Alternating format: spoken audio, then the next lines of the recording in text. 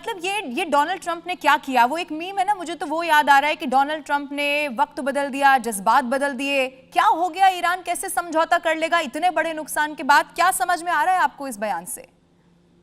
और देखो रवीना, एक बात तो है कि मुझे नहीं लगता कि अमेरिका इस लड़ाई को अब लंबा ले जाना चाहता है, क्योंकि अमेरिका अब दलदल में फंस गया था, इसमें कोई शक नहीं है।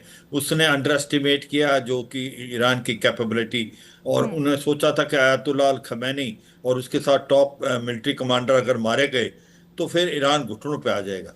मगर ऐसा नहीं हुआ। ईरान जो है बहुत ज़बरदस्त लड़ा, और ईरान के पास जो अगर आप एनालिसिस करो तो उसकी स्ट्रेंथ थी उसकी मिसाइल, रॉकेट और ड्रोन्स, और उसकी कहीं ना कहीं वीकनेस जो थी वो थी उसकी एयर डिफेंस सिस्टम, और उसकी एयर पावर इतनी राइट। कमजोर, इतनी अच्छी नहीं। मगर इसके बावजूद उसने सटीक हमले किए, और इसने क्या किया कि इस वार को कन्वेंशनल वार से एसिमेट्रिक वार बना दिया। वो कैसे? उसने दो चीजें ऐसी नहीं की। एक तो उसने स्टेट ऑफ हार्मुज को ब्लॉक कर दिया, और जिसके कारण पूरे के पूरा जो ब्लॉकेट के कारण 20% ऑयल जहां से जाता है, 35% एलएनजी वो रुकी।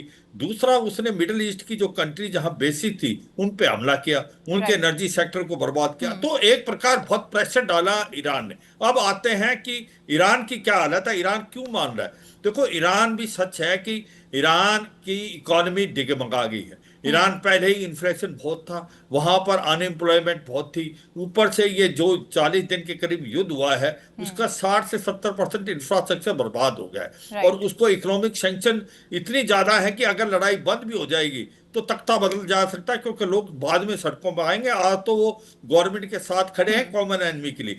तो मुझे ओके। लगता है वो भी एक कारण है।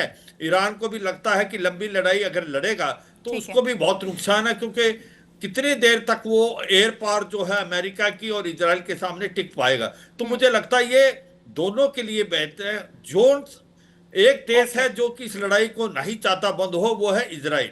क्योंकि इजराइल चाहता है ये लड़ाई लंबी चले, क्योंकि उसको लगता है ईरान कमजोर है और ज्यादा कमजोर। दूसरा, जो एक प्रकार से आपके जो सुप्रीम लीडर हैं राइट। नेतन्याहू, वो जो हैं उनको मालूम है अगर ये लड़ाई बंद हो जाती है तो उनके ऊपर जो करप्शन के चार्जेस स्टार्ट हो जाएंगे। तो मुझे लगता है कि ठीक है। इजराइल चाहता लड़ाई बढ़े, ईरान नहीं चाहता लड़ाई बढ़े, वो भी चाहता है कोई समझौता हो, और अमेरिका कतई नहीं चाहता, क्योंकि उसको ओके। लगता है। क्योंकि एक और चीज लेविना, बस थोड़ा ठीक कि है सर। क्यों अमेरिका चाहता कि लड़ाई बंद हो। क्योंकि जो डोनाल्ड ट्रंप की खुद की जो एक प्रकार आप वो कहो उसका सटीक है, जो कि अमेरिका के अंदर उसकी लिवरेज थी वो कम राइट। होती जा रही है। उसकी पॉपुलैरिटी इतनी कम हो गई है कि वो आज तो तक किसी सर्वेज भी भी आ गए हैं प्रेसिडेंट की। सर, और और वहीं हाँ, वहीं और पर ही किए दूसरा, जा रहे हैं। राइट। हाँ, दूसरा मिड टर्म इलेक्शन है नवंबर में, तो मुझे लगता है वो भी ओके। निकलना चाहता है। तो ठीक है। इसलिए लवीना, ठीक है। अमेरिका भी चाहता है लड़ाई बंद हो, और ईरान भी चाहता है, बस इजराइल ही है जो लड़ाई को लंबा ठीक।